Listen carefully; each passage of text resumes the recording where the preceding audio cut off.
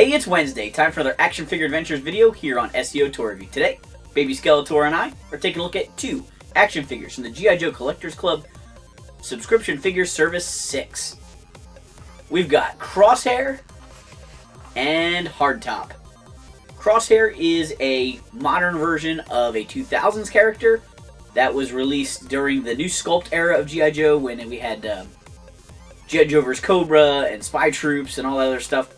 There were some good new characters introduced then, but, you know, those figures are a little goofy.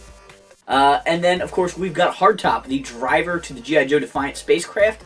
And this is one of very few versions of this character. He was the original figure that came with the space shuttle. He was part of a G.I. Joe Collectors Club convention set in Tiger Force colors, and then this is his first modern appearance. I have to show off my vintage Defiant space complex down here. I don't get to show it off often enough. We're going to start by taking a look at the Space Vehicle Launch Operator, Hardtop. Pause it here if you want to read his file card. Here's Hardtop out of the package in all his baby blue goodness. There were 3 figures in the original Real American Hero toy line that wore hard hats. Toll Booth, Hardtop, and a later version of Outback. I'm really excited that we got this guy. I would really like to get a payload to go with him. The colors on the modern Hardtop are a little bit more vivid than the vintage one, or my vintage samples faded. But they did a great job of capturing the essence of the character with the blue jumpsuit, the white straps and pads with the little orange details on the straps there. I don't know if they're supposed to be reflectors or what, but he looks great. The original Toll Booth came with a microphone that plugs into his helmet and a small gun. These are 2 of the rarest accessories in the vintage toy line. The new Toll Booth does not use a microphone, but he does come with a little gun and 2 other accessories. Toll Booth comes with a really big wrench that we've seen the club release with quite a few vehicle drivers at this point. He comes with a white version of Salvo's briefcase. It's got a little stamp on it there that seems to be a rocket ship, so maybe it's some sort of space program secret information. And down on his fancy white boots, he's got a working holster with a little silver gun. Hopefully people won't lose that one.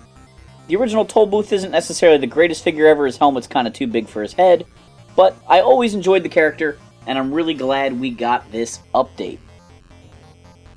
I think it's an interesting role and kind of a cool character since he really hasn't been explored in media very much. Minimal comic book experience and no cartoon appearances. I just think it's kind of a cool character. There aren't a lot of those support role characters in G.I. Joe, and having somebody to help with the whole launch complex, it's crazy. There's 1 guy for the flag, and there's 2 guys to operate the entire Defiant complex. 1 astronaut, 1 driver.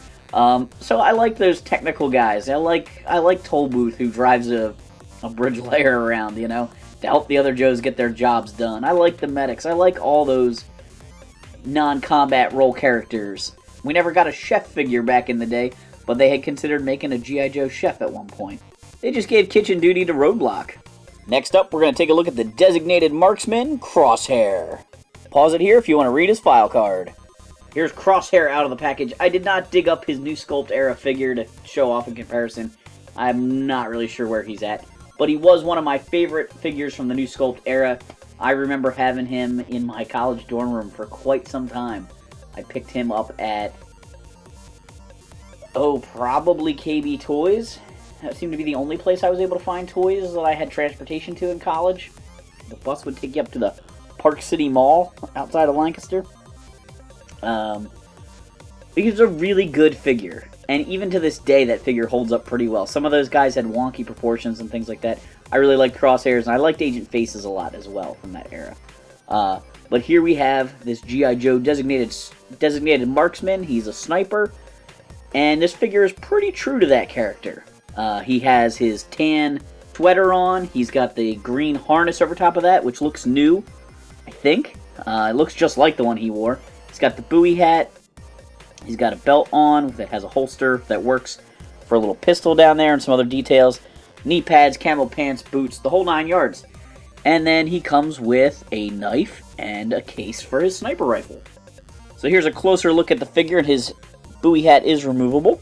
It's a pretty good head sculpt. I don't know if that's new or not. I don't think it's new, but it looks a decent amount like the Crosshair hat, face that we got back in the day. I really like the little detail there with the flag patch on his sweater. That looks great. He's got the G.I. Joe team symbol over there. He comes with a little green knife accessory that unfortunately doesn't holster anywhere. He does have a working holster on his hip for a pistol, which is also molded out of all green. He's got a knife permanently holstered on the back of his belt and a canteen over here. And then he's got his giant case for his sniper rifle. Now this is some great detail and some very realistic accessories, but I hate these kind of accessories. And the reason I hate them is they're not playable. I'm not going to sit here and have him put it together, but I would pose him with his gun, and because it's made out of a lot of pieces, generally they don't like to stay together very well. It's like when they make Scarlet's crossbow out of 2 pieces and it falls apart. So here you can see all the pieces can fit inside here. I'm also nervous about these kind of hinges wearing out. They get work hardened real fast. But let's put the gun together and take a look at it. So here I've got his gun all put together. The suppressor's a piece, the bipod's a piece, the clip's a piece, the sight's a piece, the stock's a piece. It is actually staying together pretty well, which is good. I've seen these things fall apart before. It's not perfect. Definitely easily lost pieces here. Again, it's adult collectors, so they can get away with it a little bit more, but I kind of would rather just be a nice gun on display on my shelf and not have the sight fall off over and over and over again.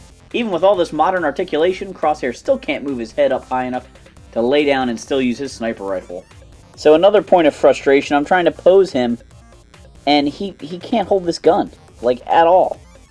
Look at how much it flops around in his hand. I've dropped it so many times. It just kind of stinks.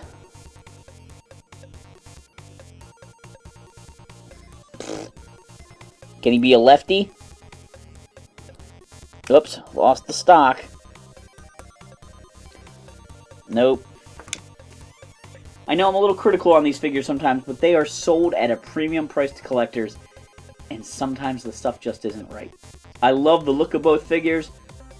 I think Tollbooth comes with appropriate accessories.